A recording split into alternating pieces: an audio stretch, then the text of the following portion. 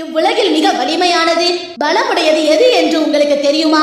பின்வரும் சம்பவத்தை கேளுங்கள். பெருமானார் ஸல்லல்லாஹு அலைஹி வஸல்லம் அவர்கள் ஒரு நாள் தமது தோழர்களுக்கு தர்மத்தை பற்றி உபதேசம் செய்யும் போது சொன்னார்கள், பூமி அசைந்தாடாமல் இருக்க அல்லாஹ் மலைகளை படைத்து அதன் மீது வைத்தார். மலைகளுடைய பலத்தை பார்த்த வானவர்கள் அல்லாஹ்வை பார்த்து, உன்னுடைய படைப்புகளில் மலைகளை விட மிக பலமுடையது எது என்று கேட்டார்கள். அதற்கு அல்லாஹ் இரும்பு என்று விடையளித்தான். இரும்பை விட மிக பலமுடையது எது என்று கேட்க அல்லாஹ் நெருப்பு என்று விடையளித்தான். நெருப்பை விட மிக பலம் வாய்ந்தது எது என்று கேட்க அல்லாஹ் தண்ணீர் என்று விடையளித்தான். தண்ணீரை விட மிக பலமுடையது எது என்று கேட்க அல்லாஹ் காற்று என்று விடையளித்தான்.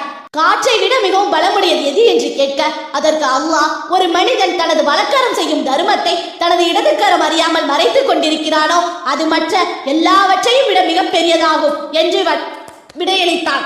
மேற்சொன்ன சம்பவத்தின் நீதி என்னவென்றால், மற்றவர்களுக்கு தெரியாமல் கொடுக்கும் தர்மமே சிறந்தது என்பதே ஆகும்.